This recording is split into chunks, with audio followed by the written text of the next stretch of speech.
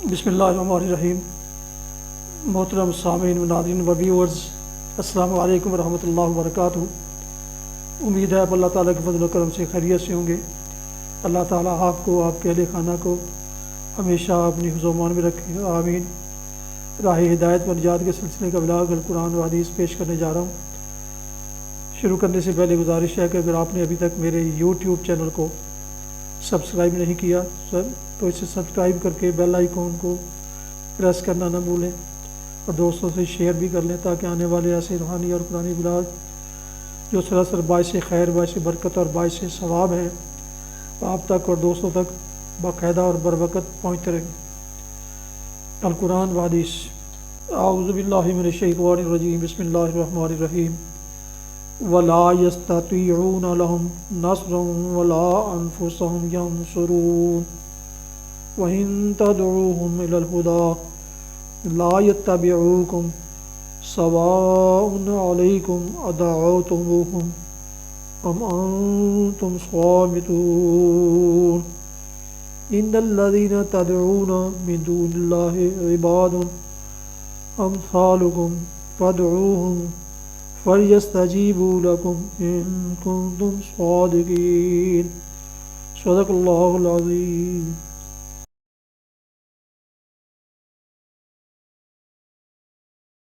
ابھی آپ نے سورہ الاعراف کی آیات مبارکہ 192 تا 194 کی تلاوت سماعت فرمائی۔ اب اس کا اردو ترجمہ پیش کرتا ہوں۔ وَلَا يَسْتَطِيعُونَ لَهُمْ نَصْرًا، جو نہ ان کی مدد کر سکتے ہیں اور نہ آپ اپنی مدد ہی پر قادر ہیں۔ اگر آپ انہیں سیدھی راہ پر آنے کی دعوت دو تو وہ آپ کے پیچھے نہ آئیں۔ آپ خواہ انہیں پکاریں یا خاموش رہیں، دونوں صورتوں میں آپ کے لیے یکساں ہی رہے۔ آپ لوگ خدا کو چھوڑ کر جنہیں پکارتے ہو، تم لوگ خدا کو چھوڑ کر جنہیں پکارتے ہو وہ تو محض بندے ہیں جیسے تم بندے ہو۔ ان سے دعائیں مانگ دیکھو، یہ تمہاری دعاؤں کا جواب دیں اگر ان کے بارے میں تمہارے خیالات صحیح ہیں۔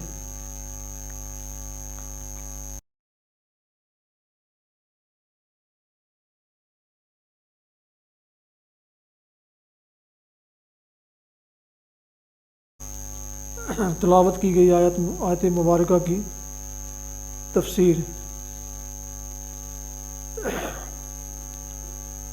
آپ انہیں پکارے یا خاموش رہو، دونوں صورتوں میں آپ کے لیے یکساں ہی رہے۔ یعنی ان مشرکین کے معبودان باطل کا حال یہ ہے کہ سیدھی راہ دکھانا اور اپنے پرستاروں کی رہنمائی کرنا تو درکنار، وہ بیچارے تو کسی رہنمائی کی پیروی کرنے کے قابل بھی نہیں، حتیٰ کہ کسی پکارنے والے کی پکار کا جواب تک نہیں دے سکتے۔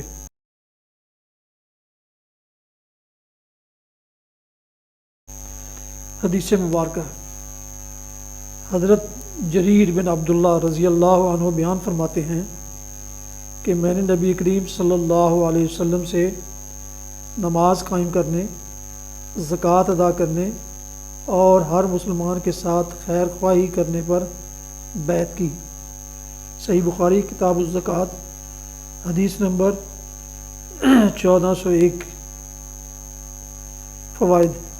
یہ حدیث پہلے بھی گزر چکی ہے، یہاں باب کی مناسبت سے دوبارہ ذکر کیا ہے۔ اس میں زکوٰۃ اور نماز وغیرہ پر بیعت کرنے سے مقصد اسلام کا قبول کرنا ہے، اور زکوٰۃ و صلاۃ اسلام کے ایسے اہم رکن ہیں کہ ان کے بغیر اسلام کا تصور نہیں۔ گویا یہ اسلام کی بیعت ہے جو نبی صلی اللہ علیہ وسلم مسلمان ہونے والے شخص سے لیا کرتے تھے۔ اس کے علاوہ بیعت جہاد لیتے جب جہاد کی ضرورت ہوتی۔ تیسری بیعت خلافت ہے جو خلفائے راشدین اور بعد کے مسلم حکمران لیتے رہے۔ بیعت کی صرف یہ 3 قسمیں ہیں جو حلف سے ثابت ہیں، اور صوفیہ اور پیروں کے حلقوں میں جو بیعت کا سلسلہ رائج ہے، یہ قرون خیر کے بعد کی ایجاد ہے۔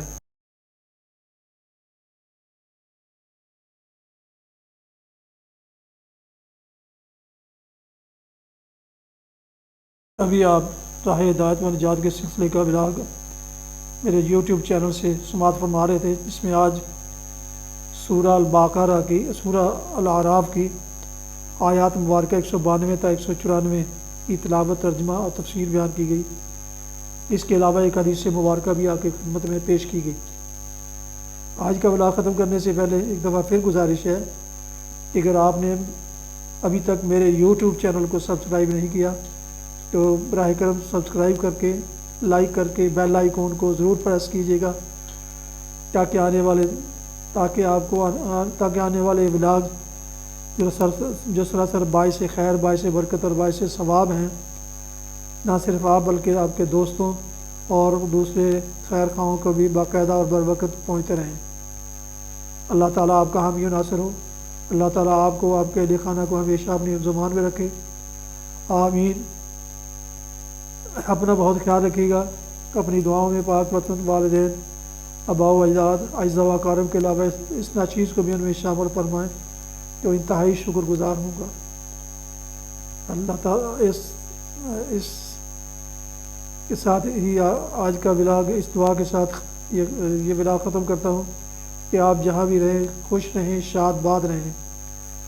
السلام علیکم ورحمۃ اللہ وبرکاتہ۔ پاکستان زندہ باد۔ اللہ حافظ۔